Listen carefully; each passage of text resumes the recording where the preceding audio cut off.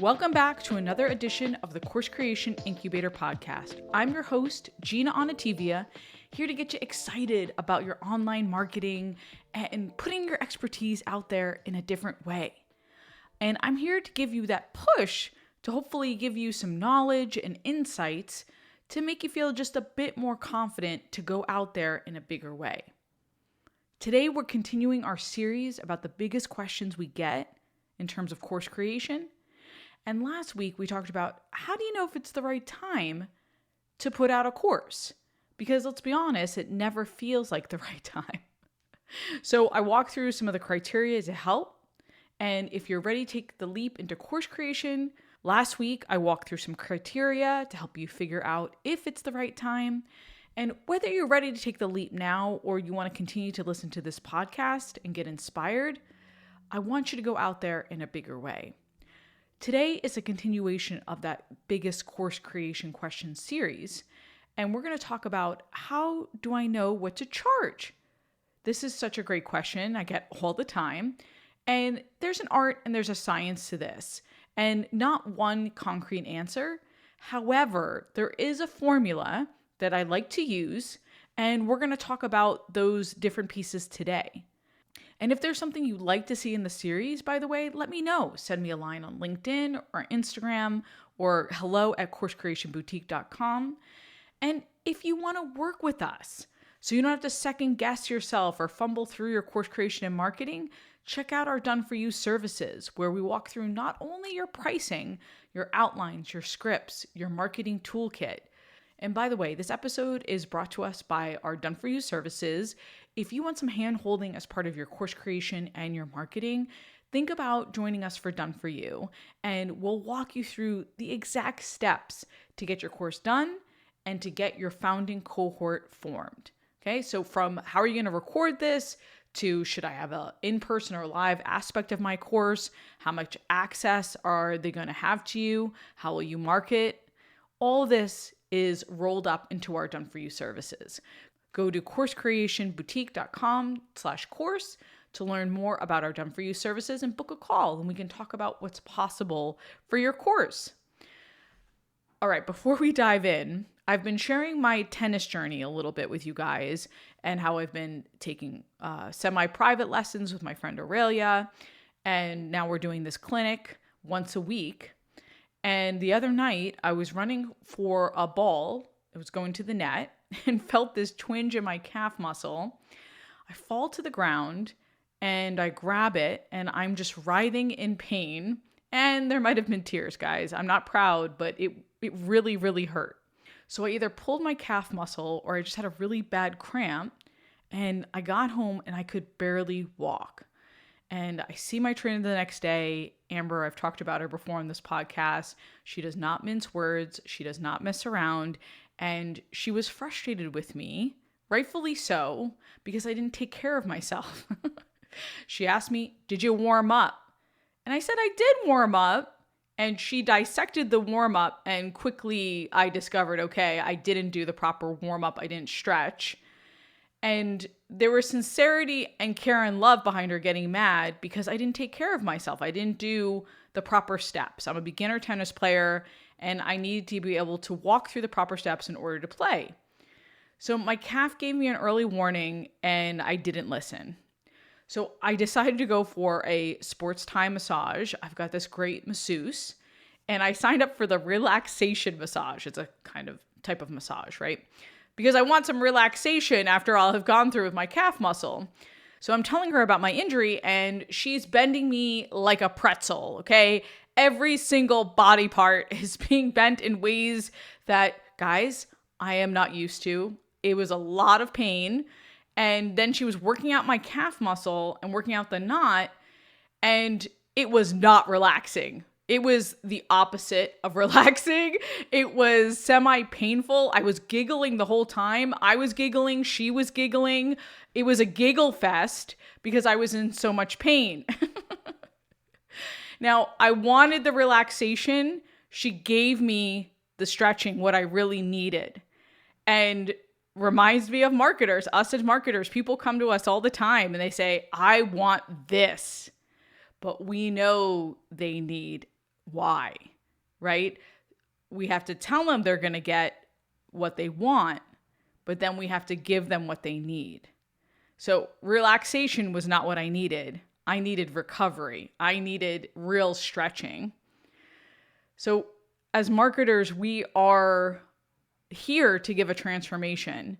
And this is what my masseuse gave me. She gave me a transformation, not the one I wanted or not the way I wanted, but she delivered on the promise. So the roller is my new best friend. It's on my desk right now because I use it everywhere. So the message today is recovery. Don't just jump into your course creation or jump into your marketing and sprint to the net like I did without warming up. Use some thought starters, right? Really warm yourself up in terms of your course creation and your marketing, and get those course creation muscles going before you make any explosive movements. Hopefully you guys are taking care of yourselves too. And I'm hoping by this series of the biggest course creation questions, you're learning that you can take the leap into course creation. You can take the leap into online marketing, put a program out there, whatever it looks like.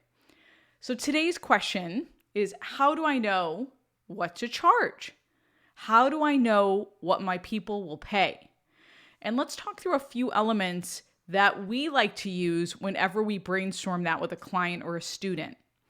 So today's question is, how do I know what to charge? How do I know what they'll pay? And I've talked about pricing strategies before on this podcast. I talked about pricing way back in episode 35. I'll link to it in the show notes. And I talked about how I want to make sure you're charging for what you're worth.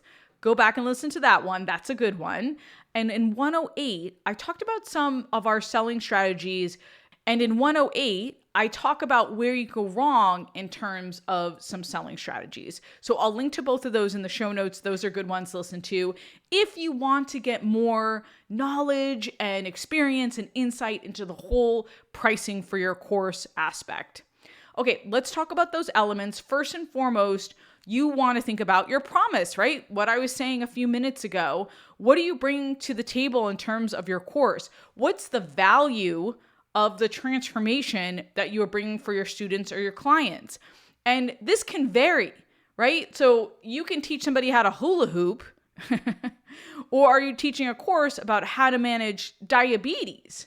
That promise is very different on the spectrum, right? How it will change your life, very different. So, for example, courses about making money, a lot of times charge more. Because the argument is, I'm going to generate revenue for you. You're going to make your money back and then some. So think about your own course.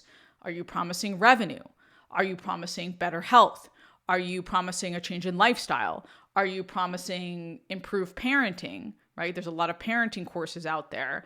Are you promising upskilling, where someone is improving their skill set, potentially to make more money or just to find a new passion? So depending on the promise, your price point will be tied to that promise. So the loftier the promise and the more game-changing and life-changing the promise, we tend to charge more. It's just bottom line. So these hobby courses, like I mentioned hula hooping, you'll charge less, right? Or you'll do a membership I know there's passionate hula hoopers out there. So you want to think about the transformation you provide and the value that is baked into it. So that's number one in terms of your pricing. Number two, you want to think about what kind of course you're going to create. So when we were putting out the conversion copywriting playbook, Megan O'Leary and I asked ourselves, is this self-paced? Or are we going to record it together? Or do we want to do it live? Do we want to do a hybrid? So what is this? Now, we decided we wanted to do it live because we were doing it for the first time. And second, we thought it'd be fun to do it together.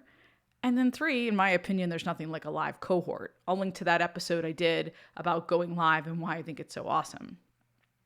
And O'Leary and I, we went back and forth about the pricing and the format. And one of the reasons we charged $397 initially is because we were going live. And also we were offering these live critiques. So we thought that was kind of premium. We wanted to keep it a 30-day tight course. So we thought, hey, $397 felt good. So about $100 a week. but we wanted to price it so it felt a little more affordable, under $500. Somebody could take it for themselves, also affordable for corporations and organizations that wanted to send multiple team members to it. So we felt that $397 was kind of the sweet spot in terms of getting people into the course or agreeing to have different team members. So, by the way, we also just offered the conversion copywriting playbook as a downsell for $97. Now, I want to talk a little bit about the strategy behind this because it shifted because the format shifted. We weren't going live. We were offering the recordings. There would be no live critiques. There would be no interaction with Megan and I. So for a week, we opened it up at $97 just for the recordings. So we felt for a week, we could open up for that format. So again, we weren't going live. We weren't offering access to us. We weren't giving live critiques. Because to me, one of the biggest aspects, one of the biggest premium values of that course was hearing from both O'Leary and I about your campaigns, about your content. Like that was a huge value. So we downsold it for $97 just for a week. So that's something to think about too. If you start off and you record a course or you do it in one format, like maybe you teach it live over one day and then you release it, you might want to cut the price a little bit. It depends, right? So let's talk through these other elements to help you figure that out. On to the third element. What will the market bear? Okay, what are your competitors doing? What else is out there in terms of what your course promises? So, for example, if there's a lot of free stuff that's curated, that might weaken the price point for your course. So if it's a really big niche and there's not a lot out there, that's good. That's premium for you in terms of your course. I want you to do some competitive analysis and some research. And we went through this, by the way, a couple of months ago with a diabetes course. So I mentioned that up front in this podcast. We did a competitive analysis because, as you can imagine, there are a lot of different kinds of diabetes courses out there. And you could get something on Udemy for $40. The course we were working on was more of a lifestyle, a natural lifestyle course, and more of a signature and well-rounded, and bringing a lot to the table. So to me, it charged more, even though in the market, there were these $40, $50, $70 courses that were just maybe one hit about diabetes. So we did our research. We decided we were doing a different kind of course. So going back to element 2, a different kind of format. And that's why we ended up charging a little bit more. You always want to see what the market will bear. You do not want to put out a $997 course about a promise that everybody else is charging $97 for. So you want to be aware of what else is out there. And then a fourth piece to consider in terms of your pricing strategy is your bonuses, because sometimes your bonuses can be worth more than the course to your student. I love to tell the story about how one of my mentors, Pam Hendrickson, who I worked with at Tony Robbins, would do these incredible handouts for her courses. And she would do these fast action manuals or workbooks. And people would come up to us and tell us, hey, the course is great, don't get me wrong, but I just bought this for the PDFs because Pam does such a great job explaining and breaking everything down. I can literally take the PDFs and apply what she's teaching me immediately. So they would just buy for these workbooks, which is great. Sometimes I see course creators put out a one-day program, like say a workshop or a half-day workshop with the course. And I'll hear people say, the course is great. I just wanted that workshop. I just wanted that one-on-one time. So it was worth it for me to spend $500 to get that one-on-one time in person or via the virtual workshop. Don't discount your bonuses because they can be a huge player in the value of your course. All right, so let's review. In terms of your pricing strategy, 1, it's your promise and what you're putting out there in terms of your transformation. 2, it's your format, going live, how much access do they have to you, etc. 3, you're going to do your market analysis and figure out what else is out there. And then 4, you're going to look at your bonuses and see how you can sweeten the pot in terms of adding more value. Hopefully this was helpful for you. Our second question in our biggest course creation questions series. If you want our help with Done For You, walking you through every aspect of course creation and marketing, go to coursecreationboutique.com/course.